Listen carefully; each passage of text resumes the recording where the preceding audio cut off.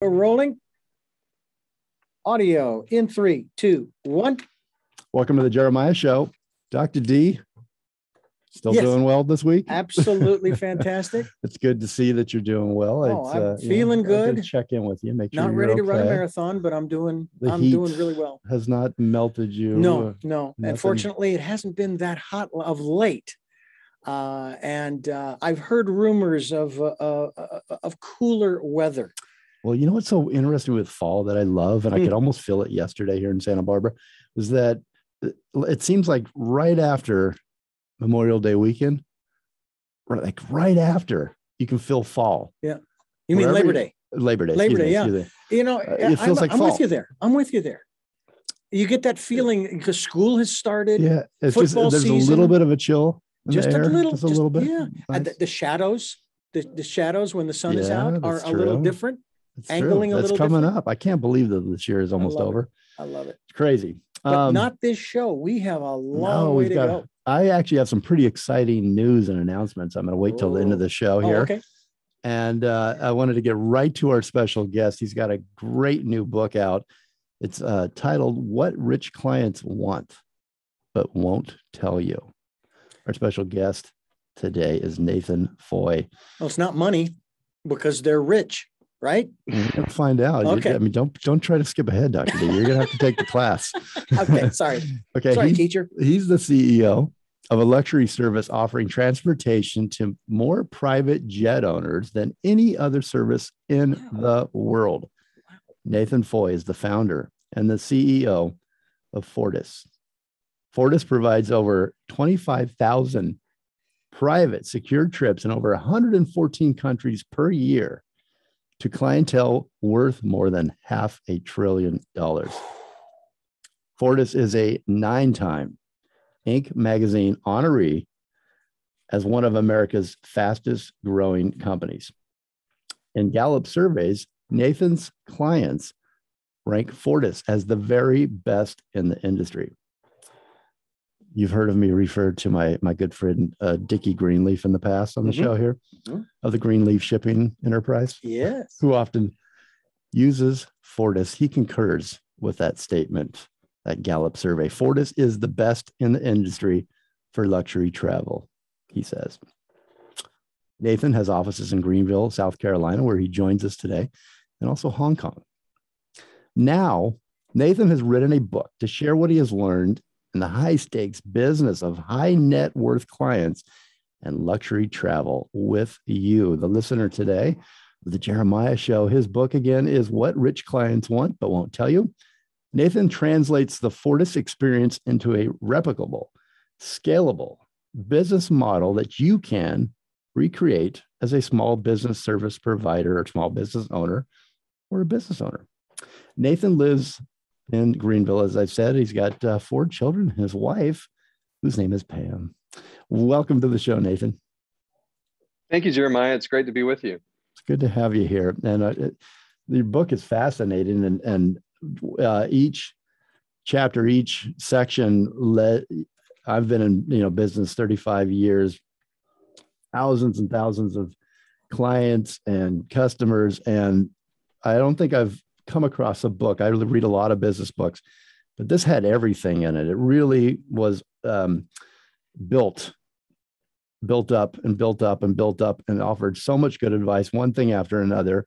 And so I congratulate you on the book. It's really a good read. It's a great tips. And hopefully we can get through a lot of those today and tease the listener to go buy the book, because it's not available yet, is it? It's September 27th. When it's available? That's right. September 27th is the date. Okay, great. It's going to be available on Kindle, audio, and hardback, paperback on that date. Who recorded the audio? I mean, in terms of the narrator. I did. Oh, excellent. Excellent. I thought it would be a one-day task. It ended up being a one-week task. So I learned some things on that. Yeah. Did you have fun? When it was done, I had fun. Good answer. Hey, I think all good stories usually start with a good story about a mom and what a mom teaches you. So I know that you dedicated the book to your mother, Peggy Foy. And could you tell us a little bit why? before we get into the book? Sure. So my mom was my biggest backer in the early days, and she was my initial investor. And then as I started to do this business, in the book, we talk about how we started as a prepaid taxi cab card for college students. Mm-hmm. And back in those days, that was kind of like a pre-Uber. Yeah, And we had to have 24/7 coverage. So my mom would literally cover the phone dispatch overnight so I could sleep. And then during the day, I would go back and basically I was taking reservations, I was making sales, I was doing everything. But it really is true. I mean, I could not have started if it weren't for my mom. That's really great. So I hope you don't mind. I'd love to dedicate also this show to your mother. I think it's very cool that she teach you lessons along the way that you've translated into owning the business and building the business, Fortis. Yeah.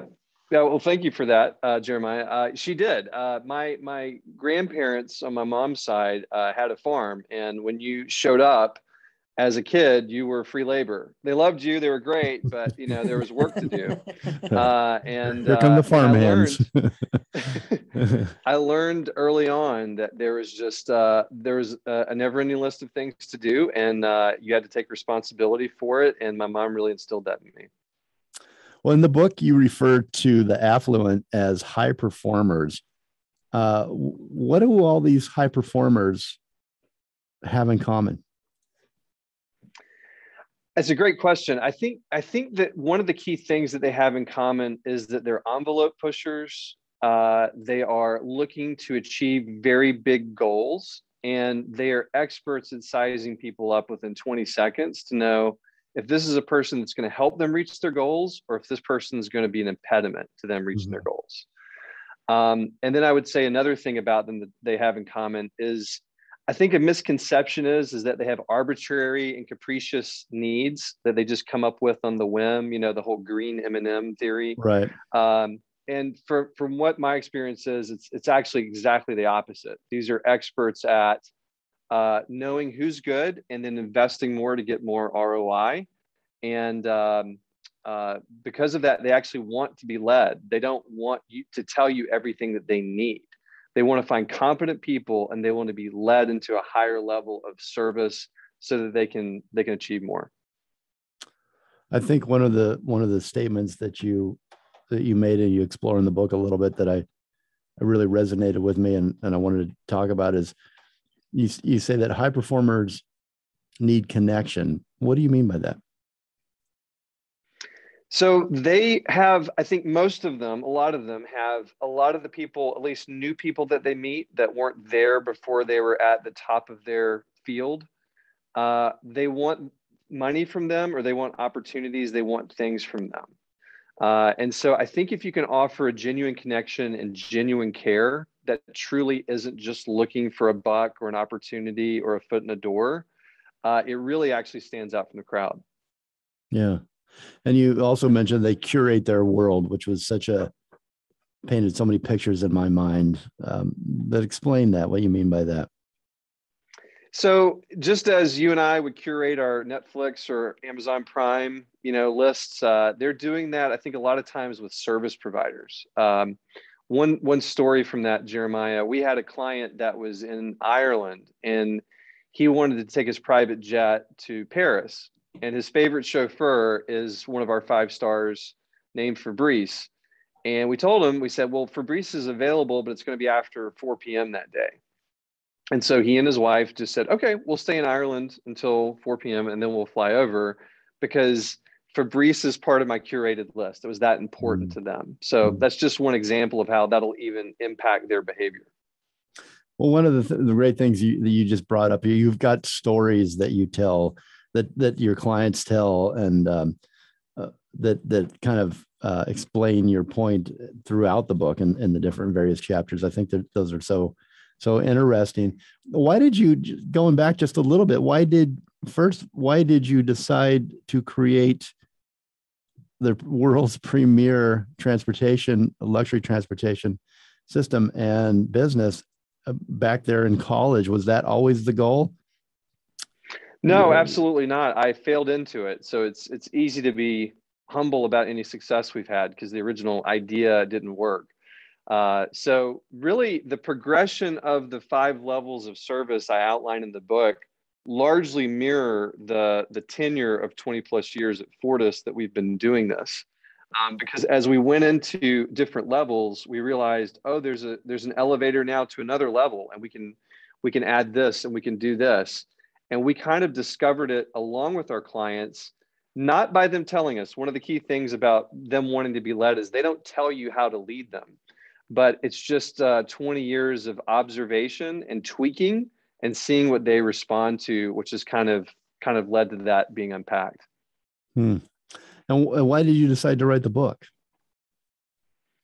Well, I think a few reasons. Number one is I think that the principles that are in there are applicable to any business that's doing service, that's offering hospitality, that just wants to have happy clients. And I don't know what your experiences are in California, but a lot of times, me personally, when I get service, I find that there's just really basic steps that are being missed. So I think it's applicable to any business. And then I think overall, as a trend, I think, the rich are getting richer in this post-COVID world, right? And I think there's going to be more and more companies that are in some way doing business for the very rich. And if you know how to do that, then that's another tool for your business as well. Well, you mentioned at the beginning there that there are certain things that you notice, that I notice, that we all notice, that are lacking in service. Not only today, but for, in my opinion, a long time. I've said this before, where I hand over my money just to maybe somebody at a coffee shop or at the grocery store, and they won't look me in the eye, and I thank them.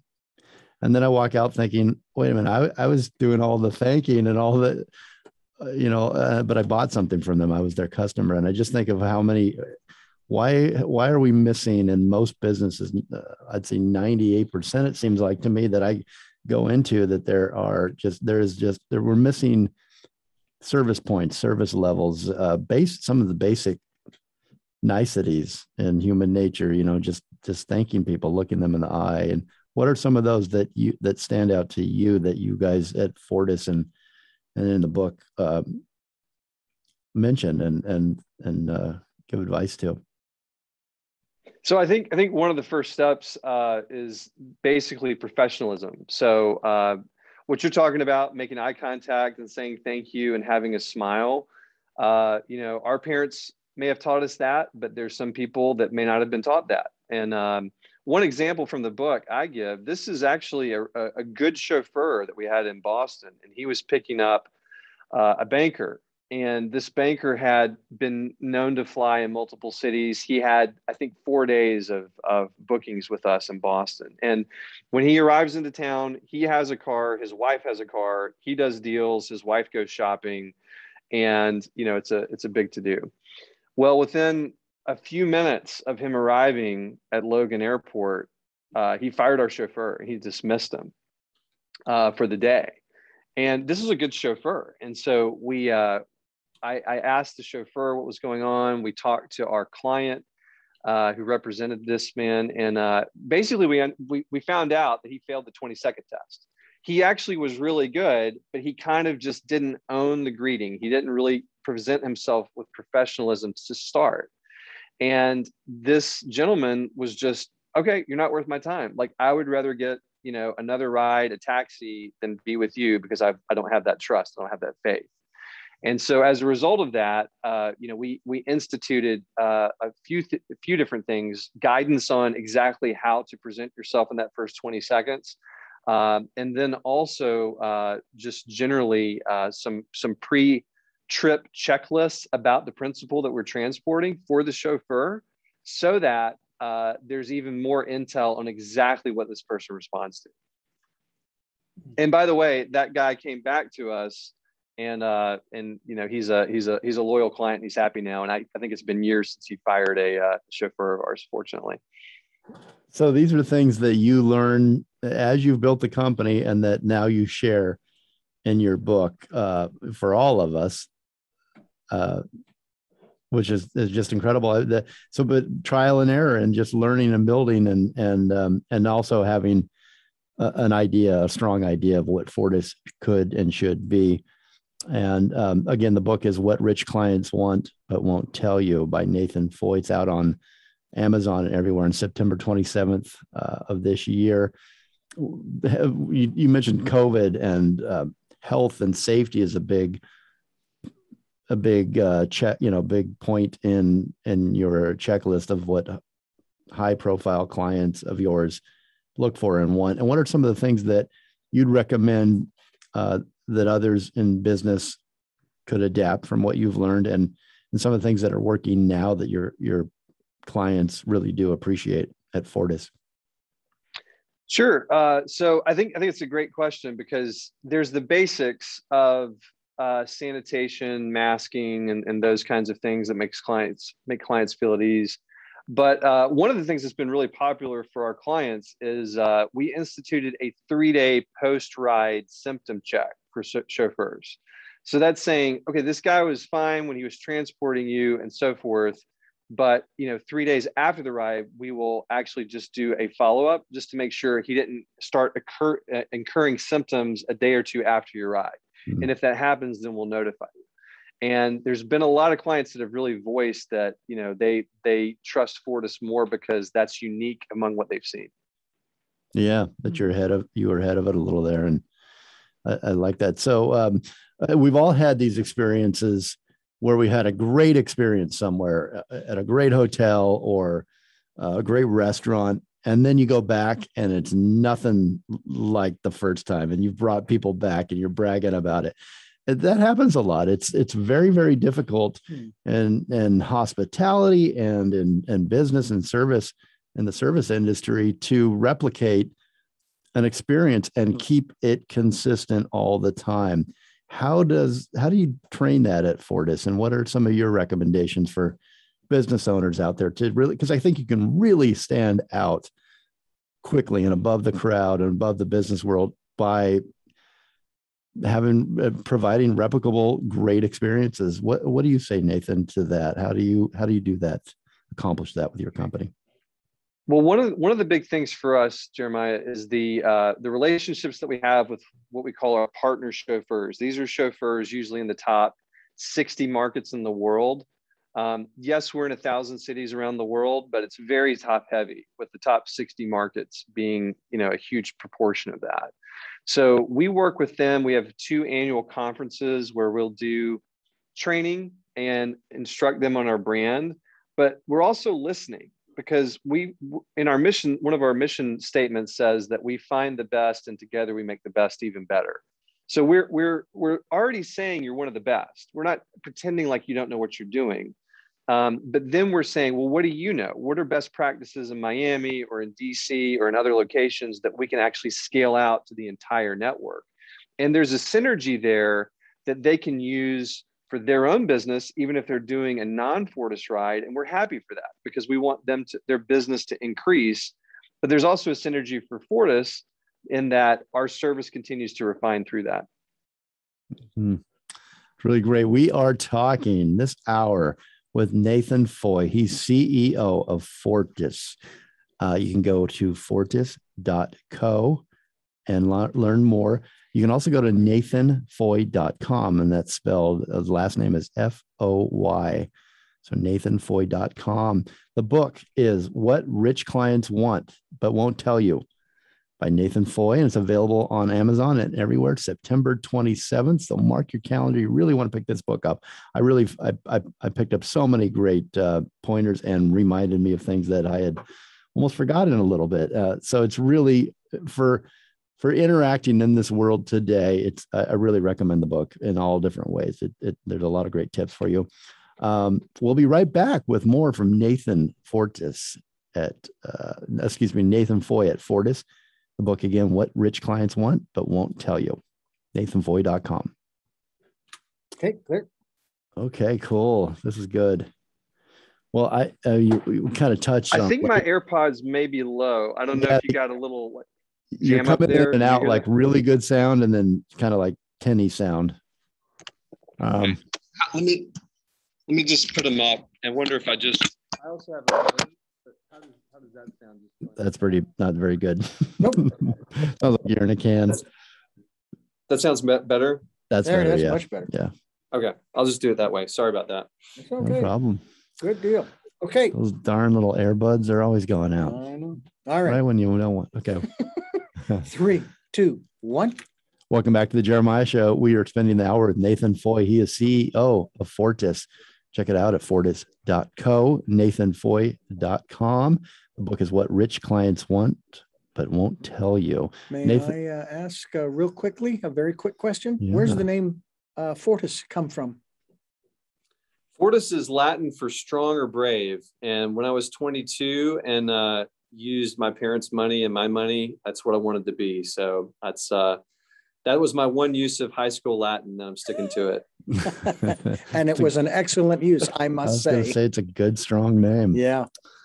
Thank you. Nathan, welcome back to the show. Thank you for sharing your tips with us and giving us a sneak peek inside the book jacket or your Kindle here for your new book. It's really fascinating.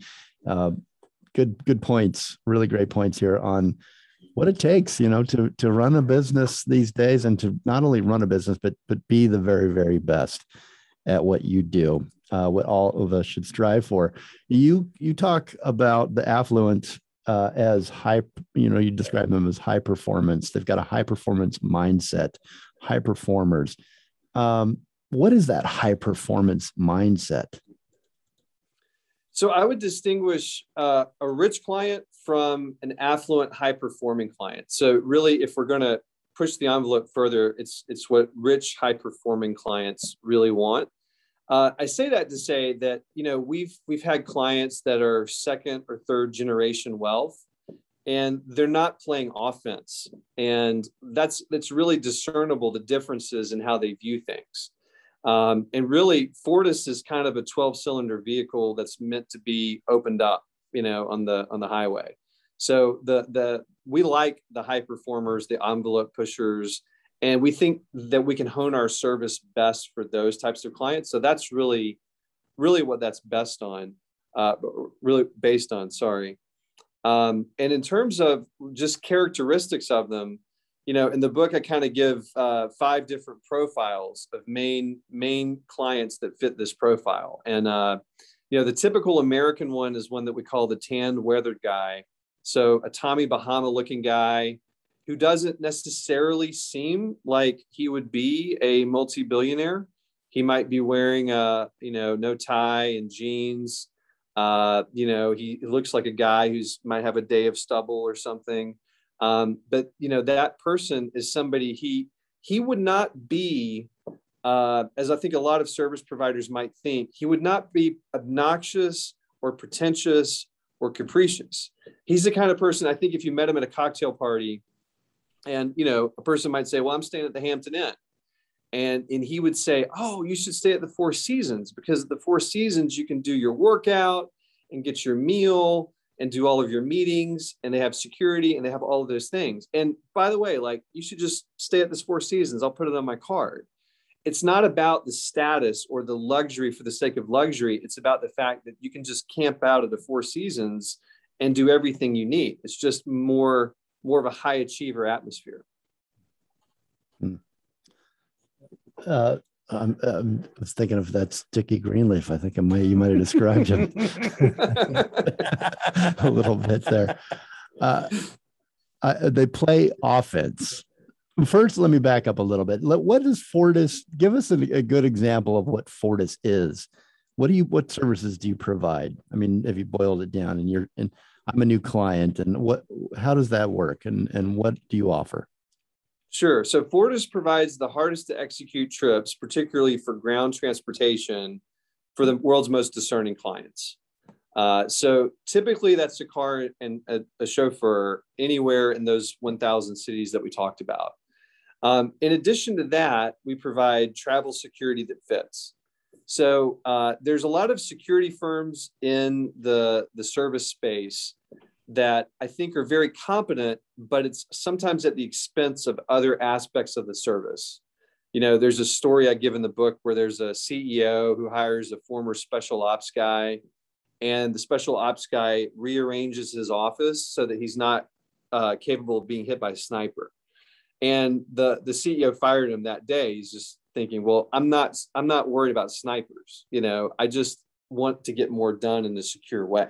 Mm-hmm. And so the security that we provide, we call travel security that fits. So the image I like to give is a finely tailored Italian suit, but on the inside, it's lined with Kevlar. So it doesn't constrict you. It looks elegant, but it provides the protection you need. So that might be, sometimes we do what we call a chase vehicle in Mexico.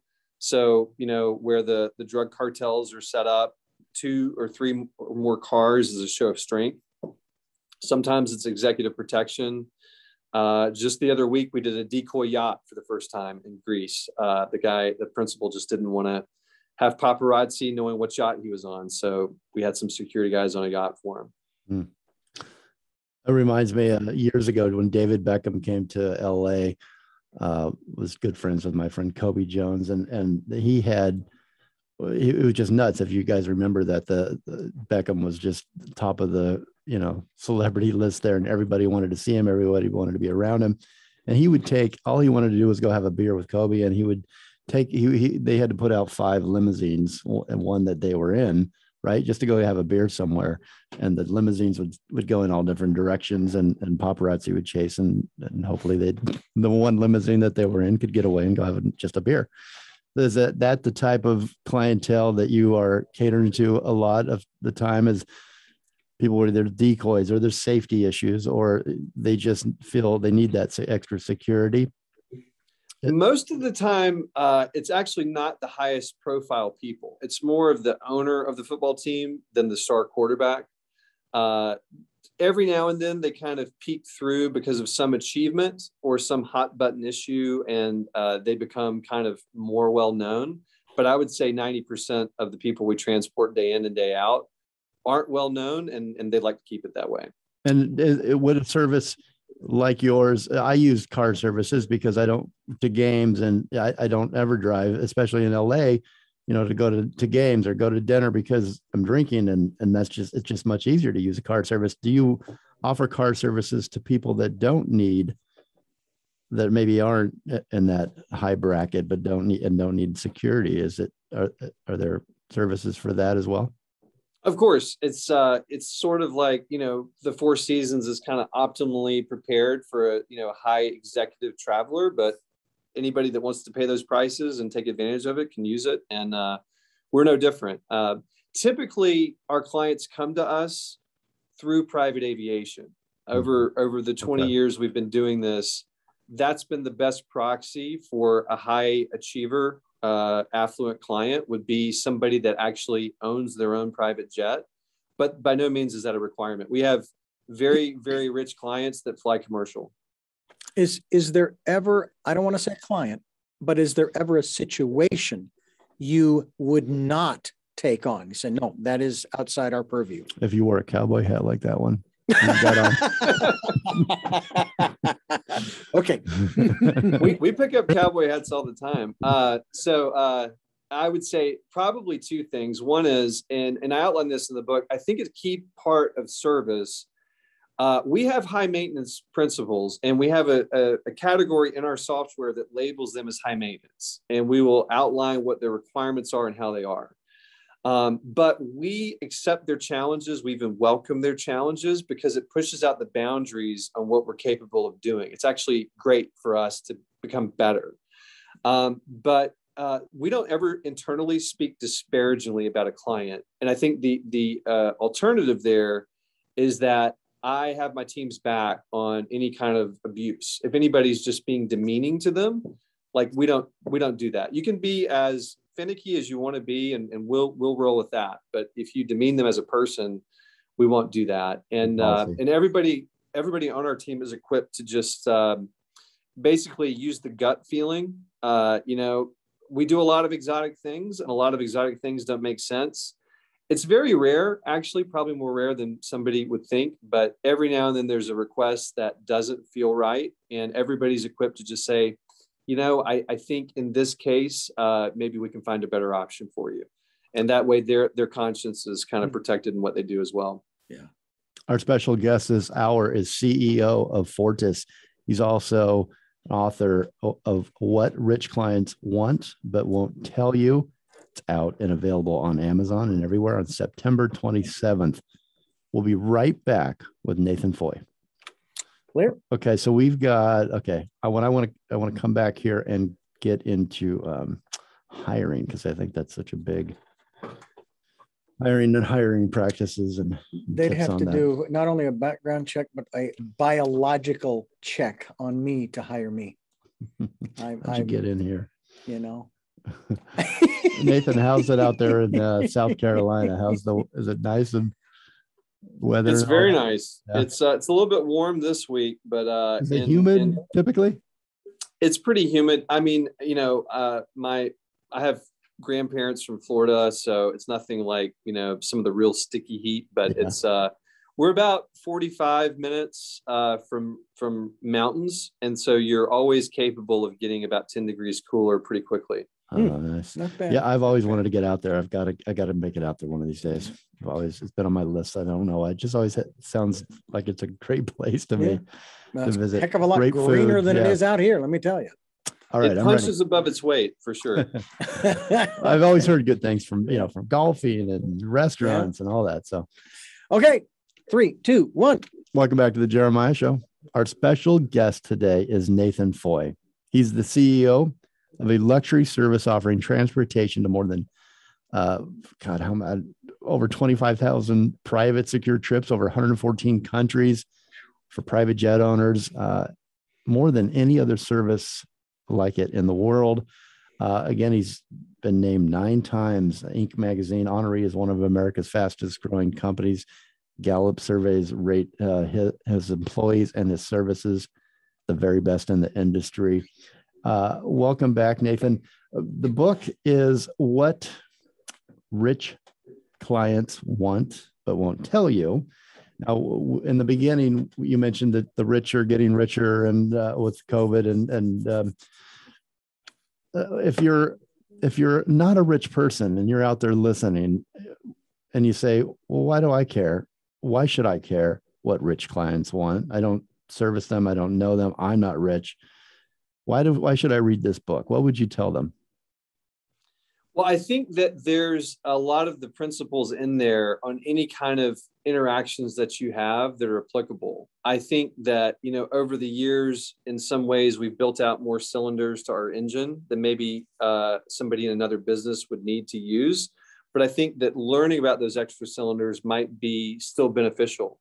So, just to give one example, the 4th level of service is security. And I think anybody in any aspect of the service business, just providing some security measures and thinking through that and not being intimidated by that as a subject, it has a huge benefit for your business, because it really makes the client feel like you have their back. Why does mindset matter to your employees, to your company? How does that figure in, the mindset? And what is the Fortis mindset?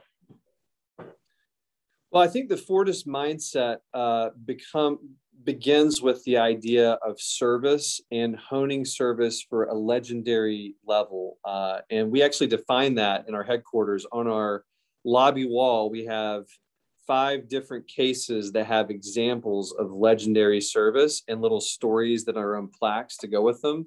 So everybody, when they're interacting or just on their way to the restroom, is reminded of, oh, that's what that's about. And so the mindset is that, we are working in order to raise the service in many ways, I think, a broken industry. I had a call a few weeks ago with a venture capitalist from California, and he was so fascinated with our business because he said, I have flown private jets and they're terrific. And I've stayed at resorts and they're terrific. And everything for travel at the very high end works, except ground transportation. Like, I can't get a guy to show up and to care and to do the right thing. And it's so difficult. And so we're trying to kind of take and redeem that industry in a way that raises the game for everybody. I wanted to talk a little bit about hiring and some of your tips there, hiring and training and finding the right person, because that's obviously the special ingredient in Fortis and any business really, right? Is the people and their training, how good that training is. I'm always surprised. I've opened over 200 restaurants, and when I go to train staff, new staff, 50, 100 people at a time and over a few weeks, it always is the first thing that goes after the place is open. The training program's thrown out because it's expensive, it's costly, it takes a lot of time and focus. But you retain employees longer. I've noticed employees are happier that they've got a goal and a mantra and a thing to believe in. And that old saying, you never get a second chance to make that first impression. That's something that you say in a different way. What I love in the book here, everything ends with your first impression. And then it was something that you train. Your work is a craft and not a job. I really like that. And could you expand on that a little bit, Nathan? So when we're talking to our team and to our service providers around the world, we really want to instill in them that it's a craft, meaning that it's something that you continually hone. It's not just, and you can make it uniquely yours. And that actually makes it more fun, because as you go further down that trail, what Jeremiah does and what Nathan does is going to be more distinctly Jeremiah, more distinctly Nathan. You get to really put your name or your brand on what you're doing if you view it as a craft. If you only see it as a job, I think you can't progress beyond the first level of service, which is professionalism, because you're going to think transactionally. You're going to think, well, I gave this guy, $5 extra and he didn't tip me well, so I'm not doing that again, right? But you have to think about, no, I learned this, I gained this skill, I'm going to implement it next time, and my game got stronger. And exactly how I got gratuity on that is kind of immaterial to me honing my craft. You use checklists a lot, and that's a great point, by the way. And you use checklists. What do you include in your checklist? I love checklists. I've always loved a great airplane doesn't take off without a checklist, right? A service. I really believe in checklists. I loved when I read that and came across that, because you endorse the checklist and yeah, absolutely. So practice to set up checklists in your business. We read the checklist manifesto as a leadership team a few years ago, and we said, hey, we need to implement that. So we've implemented that, and I think another kind of corollary to that, on our software internally, we develop our own proprietary software. It handles all of our reservations and all of our dispatch. And with that, we've built in to it, basically, we try to take away from our team rote, mindless tasks that can cost them brain energy, because I don't think we could have an elite team for reservations and dispatch in 2 continents if they were continually getting tripped up on having to think about the mundane. If it's just a checklist, if it's tick, tick, tick, it actually frees up the higher level thinking for really honing that craft we talked about. I love that. That's music to my ears. Taking away the mundane and really having them focus on the task. We're talking with CEO of Fortis, Nathan Foy. Find him, follow him on Twitter at NFOYAL. That's NFOYAL on Twitter. On LinkedIn, you can find him at Nathan W. Foy. At Fortis.co, at nathanfoy.com. You can find this man and you will thank me for the tips, and pick up this copy as soon as you can get it. Pre-order it. What Rich Clients Want But Won't Tell You by Nathan Foy, available on Amazon September 27th this year, 2021. We'll be right back. All right, this is our last break. So you got another 10 minutes in you for me, Nathan? Let's do it. All right. This is great stuff. Thank you. Thank you for your time. What you described is best epitomized by one of my early general managers, called the law of diminishing returns. Don't put out more than you expect to get back. And I just could not I couldn't buy into that. I just couldn't buy into it because basically it dooms you to failure, if you will. It really does. Okay, here we go. 3, 2, 1. You're live. Welcome back to the Jeremiah Show. We're all learning something. Dr. D. Oh, yeah. Myself. I love this. Nathan, he's my new guru. I love this line. Let the ask invigorate you. And I go through it where this really struck me and struck a chord with me is that when I'm building clients' proposals or I'm presenting, that's my least favorite thing to do. But this kind of reinvigorated me. It made me think, you know what, that should be the ask for the business should invigorate you. It should, that's your energy should come through on that. That's how I took it. You give it to us in your own words, Nathan. What do you mean by that? Well, in our headquarters, we have a room called Challenges Welcome, and that's one of our core values. And so it's not just accepting the challenge, but it's responding with, thanks for asking for that. Let's see what we can do. Let's roll up our sleeves and work on this together. I'll give you an update on what I can do. At a very basic level, when the ask seems insurmountable, if you give that sigh, or if you say, look at your watch, it's a Saturday, right? Like you're asking for a ride in Nepal and it's Saturday, then the person, the asker immediately feels put off. They feel self-conscious about, well, am I being a jerk? Am I asking for too much? Can I trust this guy? Is he competent? There's all these questions that arise. And it doesn't mean that you pull off things that you aren't qualified to pull off. That's another ditch. But just letting the ask invigorate you has a few things. Number one, there's this deep relationship that forms when people think that you will be accommodating to any question that they ask and do your best to fulfill it. That so much deepens the relationship. And then on a product development standpoint, all of the ideas that have come from welcoming challenges and finding commonalities have created this process. They've created better offerings as we've gone along. If we started to let cynicism creep in, which is very easy to do, we wouldn't have learned these things. A basic, in this world where people show up to meetings, no kidding. Somebody showed up to a meeting the other day in flip-flops in my office. And people are real casual. Like they're more and more casual, and especially through COVID, I think everybody's got real comfortable. And you talk about setting, I think this is geared towards your employees, but to business owners as well, setting yourself up to impress. Why is that so important? Well, it goes back to that 20-second test. Individuality is great. But if you're outside a certain bandwidth of individuality, or let me say a certain bandwidth of professional look, you're going to be assessed for that. And it might be unfair, but it's true. And so, we started doing chauffeur profile pictures around 10 years ago. And we're having guys from Denmark and Russia send us their pictures.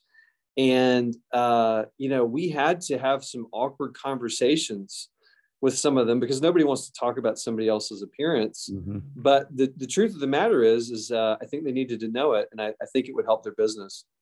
Yeah, I think it sets you apart for sure. And especially in a world where it's not the norm anymore to dress up anyway, in most of California.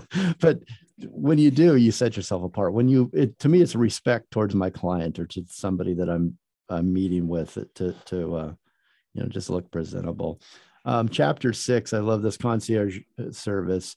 I'm sorry, I hope I'm not giving away all your tips here. That's great. Got to read the book though. I'm telling you, delivering the magic. How do you deliver the magic? Well, a great concierge is like a magician in the sense that I think that they know enough, they have enough experience, and they have enough network to make delightful experiences unique to you happen. So, if you went to a 5-star hotel and you said to the concierge, my wife and I are in town, we want to do something amazing. And he would ask you, how long are you here? what's your budget, and what sort of things do you like to do? And then he would craft something that's unique and special to you. And in doing that, he's not actually necessarily doing every aspect of that. He's got a network of restaurants and wait staff and service people all around his location that are equipped to help him because he's developed this network over time. And that makes the kind of experience that even if you don't post on social media, you say, I don't post on social media, but I have to tell you about what just happened. It's so remarkable. And so it's not the kind of thing that you can Google or bribe your way into. You have to really hone that over time. Mm-hmm. Empathy, how does that play in to owning a business, operating a business, becoming the best at your business? How does it play into becoming empathy. the best? Yeah. Oh, empathy. Sorry. Empathy. Yeah. So you have to be able to put yourself in the client's shoes. And this is something that we constantly remind ourselves internally at the Fortis team is it's not about what I would want if I were in that situation, because I'm not the principal. It's about what this principal wants, given our track record of working with him and knowing him and what he wants in that situation. I'll give you an example. We had a hedge fund client that was in California, and he had a meeting, and it was down this gravel road. And our chauffeur told us when we gave him the assignment, he said he didn't want to drive down there. It was going to beat up his car. And over years of knowing this client, we knew that calling him back and asking or saying, by the way, there's probably going to be $300 of body damage to the vehicle was going to be completely not worth his time. And so we told the chauffeur, you know what, like roll it into the bill, like, but go down this gravel road and get him where he needs to go. And don't even act nervous or put off about it.